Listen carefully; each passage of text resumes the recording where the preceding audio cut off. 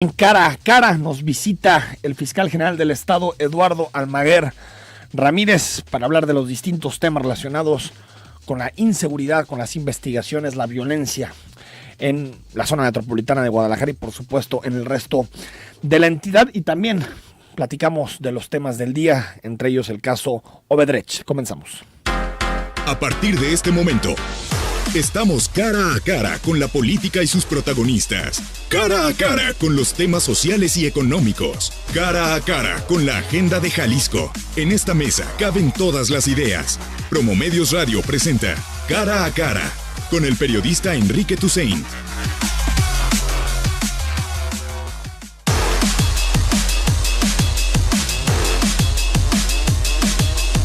9 de la mañana con 5 minutos. Escríbenos al 33 18 80 76 41, el WhatsApp en la cabina. ¿Qué te gustaría preguntarle al fiscal general del Estado, Eduardo Almaguer, que estará aquí con nosotros en unos minutos para repasar la agenda relacionada con la Fiscalía del Estado, luego de muchos sucesos en los últimos días, en donde la Fiscalía se ha convertido en pieza clave, ya sea del asunto del caso Márquez y el lavado de dinero vinculado al famoso tío, a Raúl Flores Hernández, alias el tío, este narcotraficante que tiene una red de testaferros.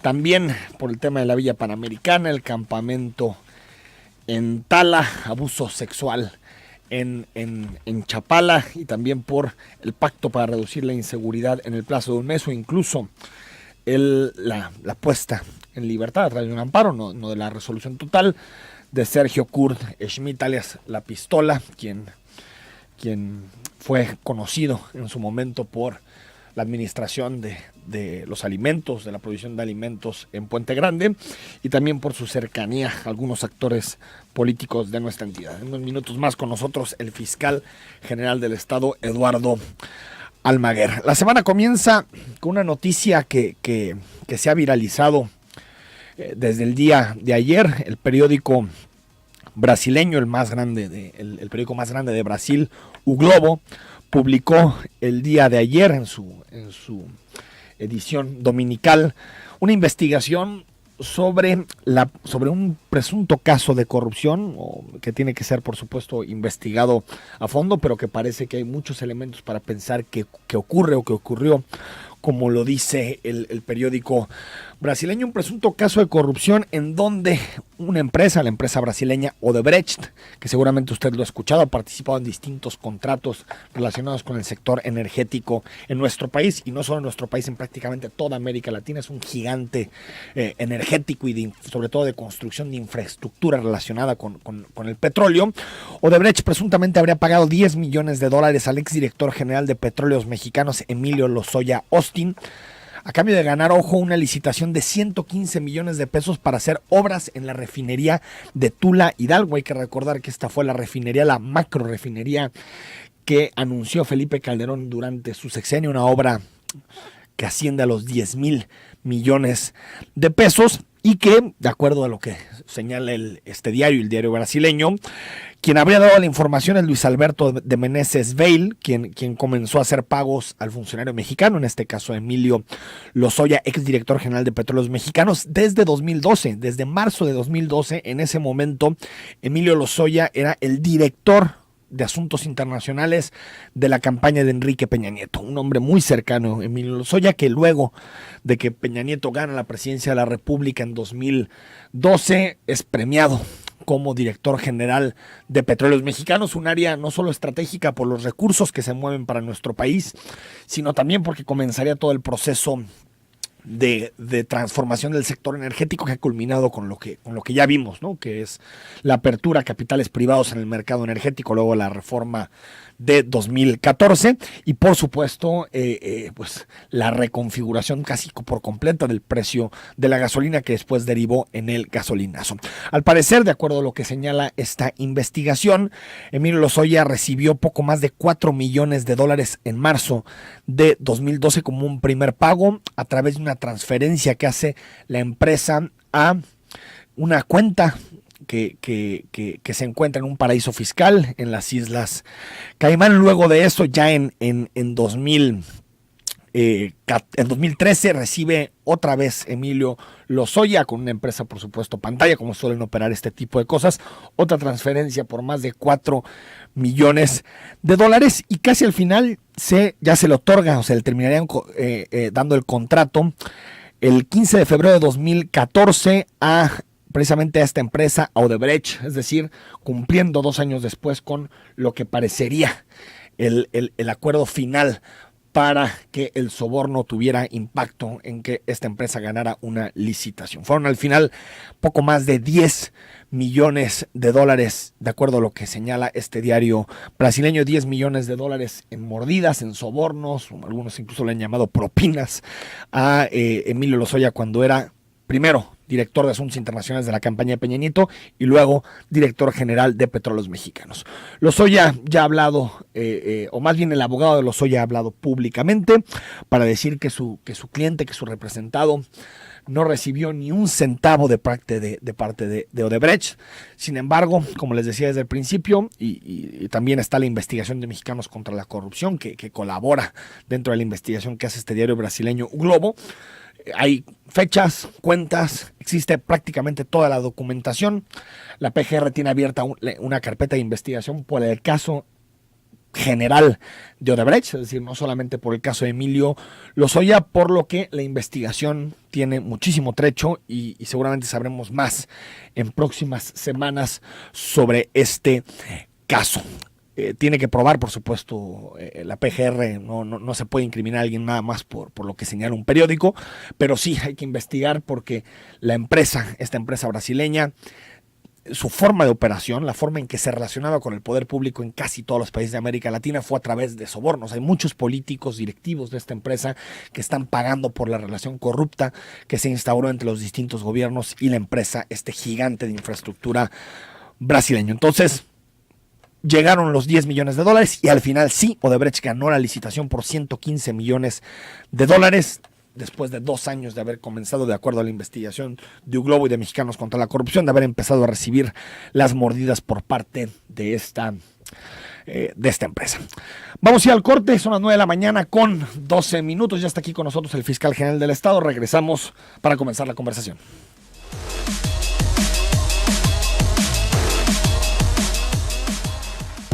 Escucha y decide. Zona 3, 91.5 FM.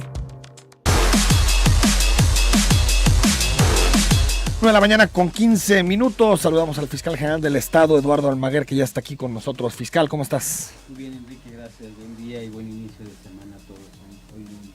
Oye, fiscal, la semana pasada, creo que el tema de la semana fue esta red de testaferros que tenía Raúl Flores Hernández, alias El Tío, que como tú sabes, lo señaló el Departamento del Tesoro, y bueno, que tiene como sus máximos exponentes a cantantes, a jugadores de fútbol. Y parece, de ahí nos hemos enterado de muchísimos datos relacionados con lavado de dinero en nuestra entidad. Y parece como que siempre nos tenemos que enterar por investigaciones externas. ¿Qué ha pasado con la Fiscalía y si ustedes no sospechaban de esta red que hay en torno al Tío? Bueno, primero comentarte, porque me parece que es muy relevante que no había sucedido, que a partir de esta información o de estas investigaciones que hace esta oficina del Tesoro de los Estados Unidos referente al manejo financiero en los Estados Unidos, y que anteriormente, cuando se publicaban informaciones y listas de diversas empresas y personas, no se había dado una información muy importante donde la Procuraduría General de la República señalaba que en coordinación y trabajo con esta oficina del Tesoro estaba también realizando investigaciones en México, sí, había una acerca carpeta, de ¿no? todo este lavado. Entonces Sí. me parece que la noticia, o más que noticia, uno de los pasos más importantes es que la Procuraduría General de la República, en ese intercambio de información y de inteligencia, inicia una investigación aquí en México, pero además en el mes de julio, a mediados del mes de julio, realizó la detención de este sujeto apodado El Tío. A inicios de julio en Zapopan, Y ¿no? es muy posible, si no me equivoco fue el día 13 de julio, Sí, es muy posible que toda esta detención y todos los hechos posteriores que se dieron hace unos días tuviera que ver esa relación con la información que emitió o pudo acreditar. Pero ustedes en la esta Fiscalía Fiscal no tenían datos. Déjame sobre decirte esto. algo, Enrique. Si los ciudadanos pudieran revisar, desde un principio, cuando yo llegué a la Fiscalía, he hablado siempre de lavado de dinero. No tiene sentido el que puedas detener al cabecilla de algún grupo delictivo si les dejas intacta su estructura cartera, ¿no? financiera, Sí. porque entonces sus cómplices o la estructura que ellos tienen se mantiene. Pero además ese dinero en muchas ocasiones sirve para que alcancen libertad, porque ese dinero sigue corrompiendo, sigue reclutando gente, sigue generando violencia en nuestra sociedad. Entonces, sé, y lo he observado, que la Procuraduría General de la República, con el Procurador Jesús Cervantes, ha venido trabajando mucho en el tema del lavado de dinero, de recursos de procedencia ilícita. Nosotros le hemos entregado a la PGR, recuerdas que en algunas investigaciones sobre este cantante Sí. descubrimos cosas muy importantes. Del caso de Gerardo Ortiz, ¿no? Estás así es, diciendo. y se las entregamos a la PGR toda vez de que la Fiscalía General del Estado no tenemos facultades para poder, por ejemplo, ir al sistema financiero mexicano, pedir y tener sustento para requerir información al SAT o a diversas dependencias públicas o privadas, y en ese sentido es la Procuraduría General de la República quien tiene esas facultades. Quiero añadir, como un pequeño colofón, que estamos preparando una iniciativa en el caso de aquí del Estado para que tengamos facultades para investigar temas de lavado de dinero vinculados a delitos del fuero común, patrimoniales, por ejemplo, el robo, ahora que ha aumentado, el fraude, el abuso de confianza, los despojos, porque finalmente, y lo digo muy rápido, por ejemplo, en el caso de despojos, si bien tú resuelves la situación penal, muchas ocasiones el responsable, si ese culpable, ese delincuente, sigue teniendo la posesión y uso de ese predio, toda vez de que debe de seguirse un juicio de manera civil. Entonces, un poco para ponerlo Ahora, en el contexto. Pero, ¿por qué existen tantas condiciones fiscales en Jalisco para que se lave dinero? Porque, por ejemplo, en el caso de la Oficina de Control de Bienes Extranjeros de Estados Unidos, detecta 309 empresas mexicanas, 156 están en Jalisco. Sí. ¿Por qué? Bares, restaurantes, antros. Es cuestión de revisar cómo Torres. desde los años 80 que se trasladan grupos criminales del estado de Sinaloa a Jalisco, te estamos hablando de 37 años, donde vinieron realizando sus actividades ilícitas, y la inversión la aplicación de estos recursos, yo lo llamo de este dinero que obtienen con sangre y con dolor. Y en ese sentido también Jalisco, Enrique, si lo vemos de manera muy objetiva, Jalisco es un gran estado con una gran economía, con un gran desarrollo, con muchos atractivos que en su momento, y toda vez de que estamos hablando desde hace más de 37 años, pues vino generando que diversas familias o células delictivas realizaran inversiones inmobiliarias, exactamente, yo lo he señalado, cómo se han mimetizado en nuestra sociedad, cómo están en los mejores colegios, en los mejores clubes, en las mejores relaciones a lo mejor de sociales, comercio, ¿no? sociales. Sí. Y me parece que lo que hoy sucede, Enrique, es un gran momento para que también toda la sociedad... ¿Pero no ha podido quitemos probar la Fiscalía máscara. nada de eso? O sea, Nosotros por ejemplo, tenemos- torres de departamentos que no se habitan por años y que Nosotros- sabemos que puede haber algo ilícito. Nosotros tenemos ahorita 22 asuntos ya trabajando en el área de extinción de dominio, pero la ley solamente nos permite en el caso de narcomenudeo, homicidio y secuestro.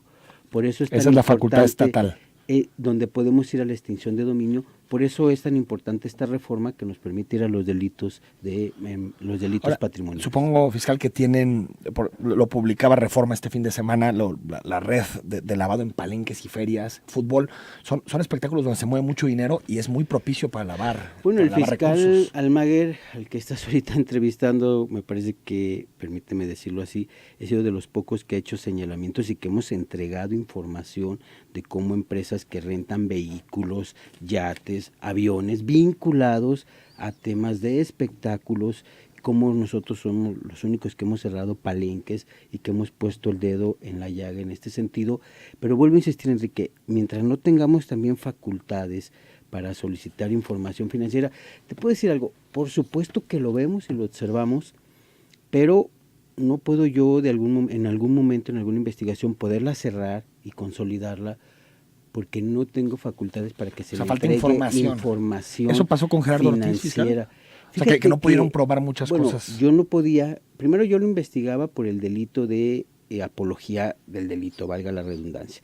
Pero en la investigación fueron surgiendo empresas, relaciones con otras empresas de Estados Unidos, con gente de Michoacán, con gente de Sinaloa, y toda esa información la di a conocer públicamente, la entregué a la Procuraduría General de la República. Esta abrió una carpeta y seguramente están caminando en esa investigación. ¿Qué pasó con el caso? Nada, prácticamente, el de Gerardo Ortiz. En el caso de Gerardo Ortiz, ahorita estamos en la apelación, te reitero, es un tema de lavado de dinero, es un tema de apología del delito, pero me parece que la investigación sobre temas de lavado de dinero en ese sentido va avanzada según la información que Fiscal, ¿encontraron algo en la vía panamericana después de asegurarla la semana pasada? ¿Encontraron algo que pueda ser sospecha de sobreprecio, de fraude? Lo que encontramos es que pues no le dan mantenimiento, como decían quienes eso creo que nos queda, ahí, no había que meterse, ¿no? O sea, pero me parece era un desastre que, la adentro. Pero ahí tiene que ver con esa diligencia que hicimos, Enrique. Una cosa es lo que veamos y otra cosa es lo que podamos acreditar. De acuerdo. Nosotros, primero aclarar, esta denuncia se presenta en el año 2015, porque algunas personas señalaban que si desde el 2011, no, en el 2015. Y esta denuncia tiene los elementos que nos permitieron realizar iniciar una investigación real y a fondo, que también ha sido muy compleja por todo el proceso administrativo y financiero y de diversas dependencias, el involucramiento de particulares, recursos de diversas partidas presupuestales. Es decir, ha sido una investigación compleja, van 2 años, ¿no? Con muchos tomos, con muchos expedientes, pero necesitábamos ya en esta etapa acreditar todo eso que se veía en el papel que había sucedido en la realidad. El daño material que le llaman, el ¿no? daño patrimonial, el quebranto patrimonial. Primero, decir si los metros que dicen ahí se construyeron, si el material que señala ahí fue el que se invirtió, si las obras que decían que se iban a hacer se hicieron. Recordarás aquello de que no tenía pues drenaje o forma de bombear o de conectar al colector las aguas residuales. Entonces, todo esto que te estoy platicando, Enrique, es lo que se está terminando de acreditar por parte del Instituto de Ciencias Forenses. No han podido acreditar nada todavía, fiscal, con lo que han hecho con las diligencias. Todavía no han informado. Lleva un proceso. Ellos toman fotografías. Pero que nos puedas adelantar. Si hay 3 delitos que están buscando ahí, ¿no? Fraude, peculado y se me olvida uno. Ejercicio y desvío de recursos. De atribuciones y desvío de recursos. ¿Alguno se va a poder probar? Bueno, vamos muy adelantados. No estaría yo ahorita en condiciones de poderte decir si sí o si no, pero vamos muy adelantados y estas diligencias han sido muy importantes para poder ir consolidando la averiguación o el caso. Hoy ya tenemos que decir que estamos consolidando el caso y poder ir a fondo en la investigación de particulares y desfuncionarios públicos. Sí, sin violar la presunción de inocencia fiscal, ¿hasta dónde puede llegar el caso de la vía panamericana? ¿Puede llegar al exgobernador Emilio González? ¿Puede llegar a Herbert Taylor? ¿Alguien de ese calibre o funcionarios intermedios? Lo interesante de este caso, Enrique, es que el bien ahí está, materia del delito y también en un momento dado para recuperar el daño que se hizo en una decisión de gobierno importante, pero a partir de fundamentaciones. Primero, ¿dónde se debe de llegar? Por supuesto, a la cárcel de quienes han sido responsables. ¿Pero hasta dónde? ¿De funcionarios de medio nivel? No, pues hasta donde llegue. Yo te puedo decir que todos los funcionarios involucrados firmaron, ¿no? También firmaron el gobernador firmó algo. Firmaron, ¿sí? Forman parte de los comités, debieron de haber permitido y autorizado que 700 millones de pesos se fueran de los recursos de los trabajadores a esas inversiones. Caso de pensiones, más ¿no? otra cantidad importante de OPDs, total, de llegar hasta 1,000, si no me equivoco, 1,100 millones de pesos. Entonces, todos estos procesos los hemos ido acreditando y consolidando para ir hasta el fondo. ¿Hay alguien durante este periodo que ha sido fiscal, Eduardo Almaguer, que te haya presionado por no comenzar un proceso contra la administración anterior de Emilio González Márquez? ¿O, por ejemplo, el gobernador del estado te ha permitido investigar a fondo lo que sucedió en ese sexenio? El gobernador del estado a mí me dio una instrucción muy clara. Primero le da una instrucción al anterior contralor del estado para investigar, y creo que ese fue el primer paso. Y posteriormente da la instrucción a quien me antecedió en el cargo para iniciar las averiguaciones correspondientes en aquel tiempo.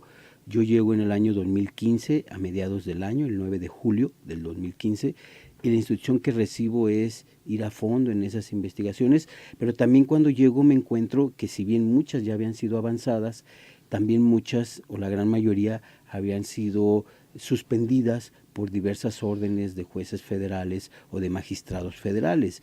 Y la verdad, pues solamente me quedaron tres realmente casos que pudiera empujar y son los que estamos llevando a cabo, entre otros que no es de la Contraloría, pero también la Contraloría había hecho algunas observaciones. ¿Por qué ha tenido tantas complicaciones fiscal para poder armar algunos casos? Por ejemplo, el de Enrique Aubry, que también lo platicamos alguna vez aquí en este espacio. El del exsecretario del Congreso, Octavio Pérez Pozos, también por presunto o posible fraude en el caso de López Castro.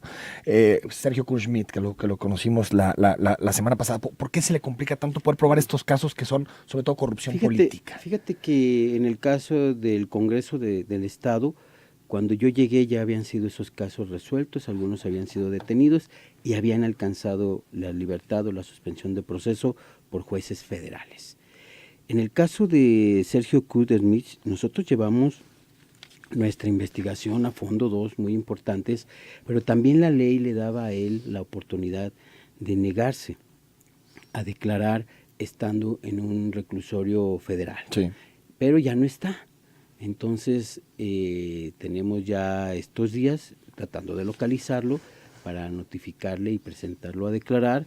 Hemos visitado ya bastantes domicilios y seguimos en su búsqueda. Y es un tema que no está acabado, pero es un tema, también lo digo. Solo obtuvo una suspensión, Te voy a decir por primera vez, Enrique, ese tema de este sujeto es un tema muy relevante para Jalisco, porque es de alguien que durante muchos años fue generando una estructura de poder criminal y vinculada a diversos funcionarios públicos o representantes populares en el Estado. No es cualquier caso, es un caso muy, muy relevante. Por eso nosotros hemos sido muy claros cuando un juez le da la libertad en materia federal. Dijimos, y recordarás que alguien promovió desde sus propias estructuras de poder de este sujeto que había sido exonerado, lo que es mentira. No. Y el único que dijo que no había sido exonerado fue el fiscal de Jalisco, diciendo no fue exonerado. Alcanzó una libertad, diríamos, por el tema del proceso. Para seguir su juicio. Que hubo un exceso de los jueces federales a favor de esta... Incomprensible. Incomprensible porque dicen que los dos testigos que él nombró no firmaron el cateo cuando localizaron, en este caso... Entonces, ¿quién falló en el debido proceso en este caso? Bueno, fue la Procuraduría General de la República la que lleva el proceso, pero a mí no me parece que falló. Hay una interpretación que no coincido con los jueces federales para que le hayan otorgado. Dices que otro elemento es la administración de los alimentos en los penales. Por supuesto. Y esa investigación, ¿qué quiere probar? Quiere probar que alguien que no tenía ninguna responsabilidad administrativa, ningún tipo de nombramiento, era el que decidía sobre muchos de las facultades que corresponderían a un funcionario en el reclusorio. O sea, más allá de los alimentos. Por supuesto. O sea, que utilizaba esa concesión para controlar. Es que él no era ni el concesionario, Enrique. No era el concesionario. O sea, Comser de Occidente era... No, la empresa prestaba el servicio de alimentos. Él entraba e ingresaba a los reclusorios para otras cosas. O sea, yo lo quiero dejar muy claro porque llegará el momento en que lo podamos difundir, como la anterior administración permitió y toleró que un sujeto con vínculos criminales apareciera y realizara funciones como un funcionario público. Eso es muy delicado, Enrique. Pero yo debo de probarlo, ¿verdad? No solo decirlo. Y quiero decirte que estamos muy adelantados en poder aprobar ese tema particular. ¿Cuándo? ¿Fechas nos puedes dar?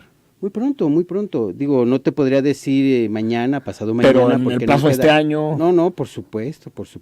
Vamos al corte, estamos con el fiscal general del Estado.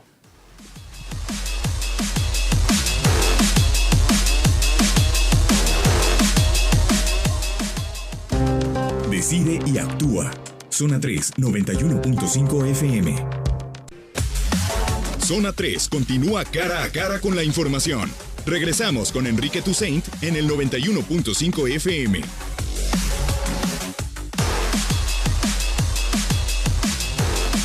9 de la mañana con 35 minutos. Estamos platicando con el fiscal general del Estado, Eduardo Almaguer. Escríbenos 33 18 80 7641. Están llegando muchos WhatsApp, muchas preguntas para el fiscal. En algunos minutos se las pasamos para que las responda. Fiscal, hace 30 días exactamente hicieron o anunciaron que no exactamente, hace como 35 días, pues anunciaron que se daban de plazo un mes para empezar a dar resultados en materia de combate a la violencia. Y sin embargo vemos que los indicadores pues casi no se han movido. Siguen siendo indicadores muy negativos en materia de inseguridad. ¿Qué ha pasado y si el plazo que se pusieron era difícil de cumplir? Bueno, a ver, realmente lo que pasó hace poco más de un mes fue esta reunión de trabajo que nos invitó el Consejo Ciudadano de Seguridad Pública, donde asistió el alcalde Pablo Lemos de Zapopan, representando a los municipios de la zona metropolitana, asistió el fiscal general y el general de la Quinta Región, Policía Federal, Gobernación, es decir, las instituciones de seguridad en Jalisco. Ahí lo que se acordó fue reforzar la estrategia y la seguridad en puntos específicos de la zona metropolitana. Y el presidente del Consejo de Seguridad dijo a los medios que nos veríamos en un mes para evaluar cómo habíamos avanzado y qué retos o qué resultados se habían obtenido. Eso es lo que comentó ¿Se van a ver cuándo? Pablo Salcedo. Entonces, nos vamos a ver el día de mañana. Yo te quiero adelantar que los índices han mejorado. Nosotros nos medimos, porque no tenemos otra posibilidad de hacerlo, a partir del inicio del nuevo sistema de justicia penal, es decir, vamos mes a mes. Ya que pase un año en respecto del 2018, pues podremos hablar 2018-2017. La comparación o el comparativo con el sistema tradicional es bueno en cuanto a la dimensión. Es que la violencia va más allá de qué sistema existe, ¿no? Pero la medición sí tendríamos que hacerlo particularmente en los delitos patrimoniales. Decirte que tuvimos un alza en mayo, en junio, pero ya en el mes de julio logramos disminuir los índices tanto de robos como de homicidio con respecto a los otros meses. Ahora, fiscal, 87 homicidios en el plazo anterior, ahorita van 85. ¿No? En homicidios. A ver, habrá que recordar que esa reunión fue a principios del mes de julio. ¿De julio? Y en el mes de julio nosotros tuvimos 10 homicidios menos con respecto al mes de junio. Inclusive reducimos, quiero decir, en el estado en promedio han venido sucediendo 3 homicidios al día, que en promedio te dan entre 90 o 100 homicidios. Por supuesto. Por mes, ¿no? Por mes. Nosotros debemos de ir reduciendo esa situación. Hemos hecho operativos muy importantes en Tlajomulco, Tlaquepaque, en algunas zonas de Zapopan. Hoy estamos trabajando en algunas zonas de Guadalajara. Pero también te quiero decir algo. Me parece que lo más relevante, Enrique, es que en los próximos días habrán anuncios muy importantes que permitirán contener esta alza delictiva y por otra parte trabajar en temas de prevención de una manera ya diríamos más directa. Cuando dices anuncios, ¿sobre qué? Estructura, yo te quiero decir un tema, a ver, vamos poniendo los puntos sobre la mesa muy claros. En el estado de Jalisco, como en el país, en el estado hay 100 municipios donde los policías municipales ganan 6,000 pesos al mes. No tienen el equipo y los municipios también necesitan tomar, los alcaldes, una decisión muy clara con sus ciudadanos para invertirle en el tema de seguridad y dejar de estarlo administrando. En la zona metropolitana hablamos de los 9 municipios, es urgente el que podamos homologar los salarios de todos los policías. Vamos hablando de temas estructurales y no solamente de temas y de soluciones de soluciones que consoliden resultados y no temas de coyuntura de tendremos mayor coordinación. A ver, la coordinación la tenemos, el diálogo lo tenemos. ¿Ha mejorado, por ejemplo, con Guadalajara, fiscal? Bueno, con Guadalajara tenemos un trabajo conjunto, directo, y diríamos que los resultados eso sí, es responsabilidad dejaron de de los dos. Politizar el tema de la seguridad y eso no es poca cosa. Hace un mes y medio estábamos con declaraciones por todos lados. Y estamos avanzando bastante, pero necesitamos dar resultados. No puede haber en la zona metropolitana policías que ganen 9,000 y policías que ganen 18,000. Por ejemplo, El Salto y todos No estos. puede haber municipios como El Salto que sus policías no tienen seguro social, para que me entiendan los ciudadanos. Eso me lo platicaron y no lo podía creer. Bueno, no lo tienen. No tienen seguridad social los policías del Salto. No la tienen. Es increíble. Pero como no la tienen 100 municipios. O sea, ¿trabajan que a destajo? ¿O les pagan? Cuando tienen problemas de salud a los policías, pues les aplican el seguro popular. Y esa es una gran irresponsabilidad de los municipios. ¿Y se anuncia un nuevo esquema a partir de...? Tiene que anunciarse en los próximos días, se está cerrando un nuevo esquema donde caminemos sobre esto, donde haya contratación de agentes del Ministerio Público, de peritos en ciencias forenses, de defensores de oficio que permitan eficientar el proceso de procuración de justicia, pero también tiene que haber estrategias que permitan que haya responsabilidades muy claras en determinados La homologación de salarios, ¿a qué nivel de salario? A nivel que ganan los policías de Guadalajara y Y Zapopan, que son como 16,000 pesos mensuales. 18,000 pesos en todo el estado. ¿Cuánto significa? No. Estaremos hablando de zona metropolitana. ¿Y al interior? Pero el interior del estado, yo he venido haciendo una propuesta hace un año en que los policías deben de ganar mínimo como base 10,000 pesos libres y tener su seguridad social, capacitación. A ver, me voy a detener un minuto. A ver, Enrique. Si todos los policías municipales del estado tuvieran la misma capacitación, el mismo equipo, la misma seguridad social, la misma indemnización, el mismo seguro de vida, y entonces una coordinación y una revisión y evaluación más integral, tendríamos otro escenario en materia de seguridad. ¿Quiénes tienen que participar? Los presidentes. E incluso más ventajas sociales, no educación. Vale. Claro, por supuesto. Para sus hijos, lo que hacemos protección con para los su policías familia. estatales, lo que hacemos con los policías estatales y lo que hace el municipio de Zapopan, Guadalajara, lo que está haciendo el municipio de Tlaquepaque, de Tlajomulco. Es decir, hay esfuerzos por parte de los municipios. En el tema de seguridad, Enrique, y he observado inclusive cuando hablamos con las reformas tan importantes en materia del nuevo sistema de justicia penal, yo insisto, tiene que incorporarse la figura de antecedentes procesales. No es posible que quien roba un vehículo no podamos hacer valer que tiene la presunción de ser un ladrón porque ahora robó una casa. Es decir, un vehículo es distinto a una casa, o es distinto a quien le roban un reloj, o es distinto a quien se roba un banco. O sea, sí, se tiene que perfeccionar, pero sin liquidarlo, ¿no? El sistema. Yo creo que quedó muy claro el paseo de a viernes. Todos coincidimos que es un avance. Yo lo defiendo, pero tenemos que ajustarlo, Enrique, porque de otra manera es imposible para todos que podamos al final ir en este proceso de transición evitando tanta Fiscal, violencia. dos temas más antes de pasar a las preguntas del auditorio. ¿Qué ha pasado con el tema del campamento en Tala y se han detectado más posibles campamentos y formas de reclutamiento a través de redes sociales e internet? Estamos nosotros dando una investigación en todas las redes continua y estamos haciendo nuestros, diríamos, trabajos de inteligencia, incluidos aéreos, para poder detectar estos campamentos, y lo digo abiertamente, son vuelos nocturnos, son vuelos donde se utiliza equipo infrarrojo para, a través de los mapas de calor, poder ubicar campamentos en la sierra. Hasta el momento no hemos ubicado otro, pero tenemos alguna información que nos Hay 12 personas procesadas, ¿no? Eso es muy interesante. ¿Vinculadas al cártel Jalisco? Vinculadas a una célula de este cártel delictivo, de este grupo de criminales. Y están siendo por secuestro, ¿no? Están siendo desde privación ilegal de la libertad, homicidio, delincuencia organizada, principalmente con estos 3 delitos. Fiscal, la próxima semana comienza la operación de la Fiscalía de Búsqueda de Desaparecidos. ¿Ya tienes el nombre de quién va a ser su titular? No, esta semana estamos todavía en el cierre ya de la unidad de análisis. Es que lo habían anunciado para la segunda quincena de agosto. La semana pasada estuve con la ONU, también lo quiero decir con mucha claridad.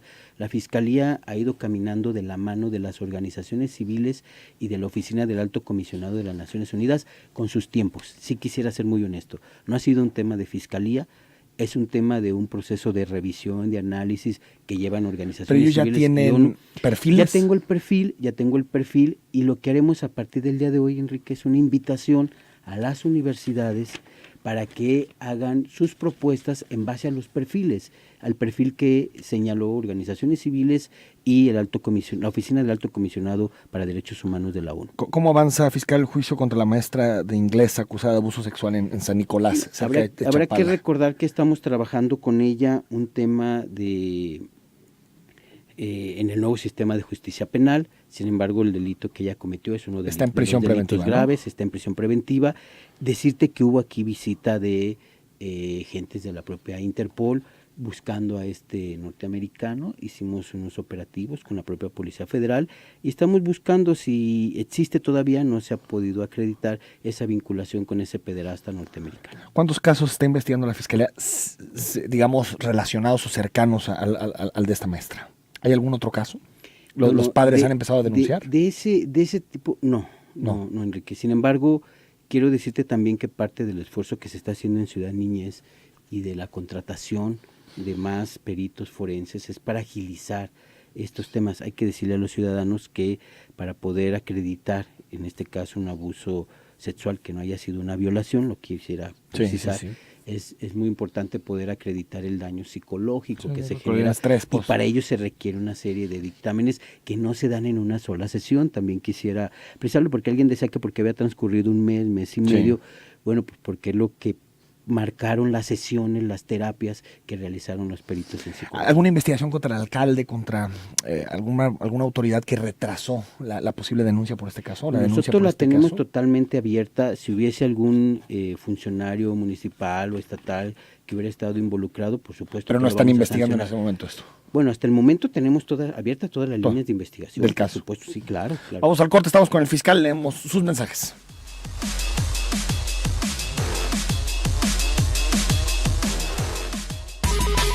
Interactúa con el 91.5 Zona 3. Envía tus comentarios al WhatsApp 33 18 80 76 41. La actualidad de la vialidad. Reporte Vial Zona 3. Buena mañana con 48 minutos. Preguntas para el fiscal general del estado, Eduardo Almaguer. Nos dice Bernardino Valdés, ¿qué pasó con el influyente que chocó varios carros en Solares? Nosotros tenemos ya casi terminando la carpeta de investigación que abrió el área de visitaduría y les vamos a estar informando qué resultó de ella. También quisiera precisar, en ese momento, puedo adelantar algo, ¿qué sucede? Llegan los ofendidos, está el que hizo el daño a las cosas, están los representantes de las aseguradoras y todos llegan ahí a un acuerdo, Enrique. Entonces, pero sin embargo estamos investigando qué funcionario o qué servidor público pudo haber sido omiso en algunas otras de sus funciones. ¿Por qué no se llegó hasta el fondo del problema con Salvador Caro cuando se pelearon los municipios con los estatales? ¿Quiénes iban manejando la camioneta sin placas donde quedó el motociclista que iban persiguiendo? Sí, está igual, ¿no? Estamos ya cerrando esa carpeta de investigación con toda la información, declaraciones de este joven, de sus familiares, de los vecinos, de los testigos, de los policías municipales, de los estatales, para ya ir cerrando este caso. Arturo García dice, hay una serie de robos en las computadoras de los carros y las siguen vendiendo la 5 de febrero. ¿Qué van a hacer al respecto? Fíjate que ya la 5 de febrero dejó de ser ese centro de venta, Enrique. Hoy se han movido diversos operativos federales, estatales y municipales. Prácticamente quienes están ahí dejaron de distribuirlas y hoy el modus operandi que realizan es que te abordan y te conducen a una bodega por ahí cercana o a otro domicilio particular y ahí mismo te llevan ese artículo o ese aparato que robaron. Decirte que estamos trabajando fuerte con estos sujetos y también decirle a los ciudadanos algo, Enrique. A ver, en muchas ocasiones cuando están detenidos, y la ley lo permite, también lo debo de reconocer, pero muchas veces los particulares, cuando ya detienen a estas personas, les pagan lo que les robaron y ya mucha gente deja de señalarlos. Ahí deja la denuncia. Y ahí la deja. O muchas ocasiones, Enrique, cuando le roban vehículos, permíteme hoy hacer este comentario. Sí. Cuando le roban vehículos de aseguradoras, va el ofendido, presenta su denuncia, le recuperan el dinero que le corresponde de acuerdo a su seguro, y cuando detenemos al delincuente ya no quiere ir a señalarlo. Sí, como dijo, ya el problema se resolvió. Y lo que estamos haciendo es que ese delincuente sale para volver a ir a robar y para seguir dañando. Me parece que tenemos que ir cerrando la pinza en la responsabilidad que corresponde a la autoridad, sí, pero también a los valores cívicos, en este caso de ir hasta el fondo contra los criminales. Te preguntan tanto Vanessa como Julio Torres por qué tanta eficiencia en el caso de Márquez y Julián, deberían ser iguales con todos. ¿Por qué se ponen a trabajar hasta que los exhibe el gobierno mexicano? Americano, perdón. Bueno, recordar que este ha sido un proceso federal, pero que además la PGR detuvo, ya lo comentamos, a mediados del mes de julio, es decir, el mes pasado, y también he informado que está trabajando en esta investigación junto con la PGR. Y también decir algo, a ver, tenemos que darnos una sacudida, quien sea, y como haya sido que cometa un ilícito, todos somos iguales ante la ley. Obviamente también tiene que probarse. Aquí no se trata de hacer un juicio de valor en contra de alguna persona o personaje. Siguen siendo inocentes, pero ¿no? hasta Márquez que se pruebe lo contrario. Sin embargo, vamos dejando que estas investigaciones avancen antes de condenar o de absolver. 7053, buenos días, señores. ¿Qué pasa con la Fuerza Única Metropolitana para sobrevigilancia y no atienden servicios? Solo llegan a tomar datos cuando ya pasó todo. Y también, ¿qué pasa con el sistema penal? Ya no hay presos, solo llenado de IPH. De todo se hacen carpetas y la gente se queja de qué se ganan con denunciar si no se recupera nada. Por eso los linchamientos y las agresiones. Bueno, yo quiero decirte que es parte de este proceso que te comenté que urge en todo el país. Igual puedo hacerte un comentario que me dicen que no lo diga, pero lamentablemente este ajuste o desajuste en el nuevo sistema ha incrementado en el país la violencia y sobre todo los delitos patrimoniales. Y Jalisco sigue teniendo un lugar bastante bueno. Me dicen, no lo digas. Bueno, yo lo sé, finalmente aquí vivimos en Jalisco y aquí debemos de estar bien, no nos importa lo que pase en otros estados. Pero sin embargo estamos en un país donde hay un sistema, donde hay instituciones y en ese sentido en Jalisco ha aumentado mucho menos de lo que ha aumentado en el país. 7774, buen día. Deberían de tener más control en la frontera. Varias personas han sido robadas por puro venezolano, hondureño, etcétera. Pongan control, bueno, sin caer un poquito en xenofobias ni nada. Te quiero dar un dato, mira.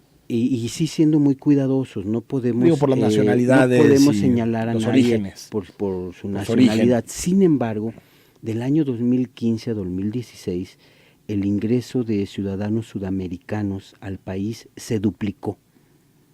Y entonces el Instituto Nacional de Migración ha detectado de malos ciudadanos, quisiera así precisarlo, actividades ilícitas y quizás algunas gentes que nos estén escuchando van a ubicar. Entre otras actividades ilícitas, además del robo a casas y el robo a personas, hay una actividad del préstamo, del prestamista que te cobra intereses por día. Sí. Y que si no los pagas, entonces tienen acciones violentas en contra tuya o de tu negocio. Como ajuste de cuentas. Esta figura delictiva se ha importado desde estos países sudamericanos. Por eso esta reunión que tuvimos el día viernes fue tan importante para el intercambio de información y de inteligencia con el Instituto Nacional de Migración y de tal manera lograr que todos los ciudadanos de otros países que estén en México pues sean ciudadanos respetables que vienen a realizar actividades lícitas. 9126, hola, buen día, gracias por su atención. Le informo que en la colonia Santa Elena, Estadio y Jardines Alcaldes, en el municipio de Guadalajara, se han venido dando robos a casa, habitación, carros, personas a todas horas. La población de esta zona son personas de la tercera edad. Te pedimos ayuda, estamos con miedo de salir de nuestras casas y aún dentro de ella tenemos miedo. Gracias. Vamos a acudir, como lo estamos haciendo, a varias colonias de la zona metropolitana. 8008, lo que dice el señor procurador de la corrupción lo dice por experiencia propia. Lo bueno es que Alfaro lo va a echar a dos patadas. Al procurador solo le interesan los reflectores. 18. Bueno, a ver, te voy a interrumpir ahí también un poquito. A ver, las historias en materia de seguridad, Enrique, todos las cuentan, menos los protagonistas. Las cuentan las series televisivas, las cuentan escritores, investigadores, pero casi nunca la cuentan las instituciones o los policías. Y yo estoy decidido a contarlas porque hay verdaderas historias que deben de enorgullecer al pueblo de México y de Jalisco, por una parte. Y por otra, por supuesto que conozco porque es lo que estoy combatiendo, a la corrupción y a la impunidad. 1825 para el fiscal. ¿Se aseguró algo en el operativo del Gran Casino? ¿Qué motivó el cateo? ¿Una denuncia anónima como en el caso Lola Lolita? Saludos, Enrique, te habla André. Bueno, André, el Gran Casino, quien lo cateó fue la Procuraduría General de la República, la CEIDO. Y en el caso de este bar Lola Lolita, que por cierto habría una cantidad impresionante de jovencitas, lo que motivó esto fue una denuncia anónima, seguramente de alguien que se vio afectado por sus hijas o sus hijos, y encontramos 25 sobres de droga cristal, que además es una droga que hace un gran daño, es una droga sintética, y eso motivó que aseguráramos ese lugar, y lo vamos a seguir haciendo, también lo anuncio, ¿no? Lo vamos a seguir haciendo hasta lograr contener a estos traficantes que dañan tanto a nuestros jóvenes. Patricia Pulido, buenos días. Si el SAT nos tiene superfiscalizados a todos, sabe cuánto y en qué gastamos, claro, menos a los políticos y delincuentes. Villas, también que vayan contra los que no quisieron que se hiciera en el centro de Guadalajara como Aristóteles. Bueno, el caso de las villas en el centro fue más bien de Alfonso Péteres. Les digo algo muy sencillo, las villas en el centro, perdón, ahí en el Parque Morelos, sí, era muy complejo realizarlas por los mantos freáticos que hay abajo, que corren además desde aquel río que hablamos del Bajío, pues es lo mismo. Y en el caso del Bajío te quiero decir algo, Enrique, nunca debieron de haberse construido ahí. Simplemente las aguas residuales es muy complejo y muy costoso poderlas subir al colector. Digo, no soy ingeniero, pero eso en su momento se dijo. Ya no hay forma de tumbarlas con algún amparo, con alguna... Bueno, ya es algo que no me correspondería a mí, sin embargo, lo que yo estoy buscando... Porque hay un daño medioambiental muy complicado, ¿no? Claro, muy delicado. Marta González, una gran cortina de humo, lo de Márquez y Julián, fíjate, esto es algo muy extendido, me lo ha comentado mucha gente. Ni pierda su tiempo, señora Malguer, porque además ni le compete a usted, dedíquese a lo que requerimos los tapatíos, seguridad pública, hagan bien su trabajo, para que los delincuentes estén encerrados. Una tristeza que vivimos en el mundo al revés, los delincuentes andan libres y los ciudadanos en nuestras casas y comercios encerrados. Eso fue lo que fui a decirles a algunos gentes que quieren un sistema de justicia de primer mundo, que lo merecemos, pero con instituciones y servidores públicos a los que no le invirtieron como en el primer mundo y que hoy debemos de hacer ajustes para que este sistema funcione en el país. Enrique, felicidades por tu invitado. Solo dice que luego y que no tiene facultades, entonces ¿para qué está? 11:57, buen día, señor fiscal. Lo que pasa es que deben de recordar que yo no puedo decirles a los delincuentes y criminales lo que vamos a hacer, sino hasta que los atrapemos. Digo, no puedo ser ingenuo y por supuesto que estaremos informando cuando se hagan las detenciones, como lo hemos hecho. Buenos días, señor fiscal. Quiero saber si continuarán los estímulos económicos para actuarios y secretarios pese a la reforma de la Ley de Seguridad Pública. Continuarán, ya se los anunciamos el día sábado con las reformas legales que correspondan, pero mis compañeras y compañeros secretarios y actuarios seguirán teniendo sus estímulos. Quedan muchos mensajes, fiscal. Gracias por habernos acompañado. Gracias, te los pasamos algunos de ellos para que nos ayudes para responderlos. Y gran semana. Hasta mañana. Mañana discutimos qué debe negociar México en el Tratado de Libre Comercio de América del Norte. Nos visitan economistas de distintas universidades y también hacer un balance de lo que ha significado el tratado 23 años después de su promulgación. Hasta mañana a las 9.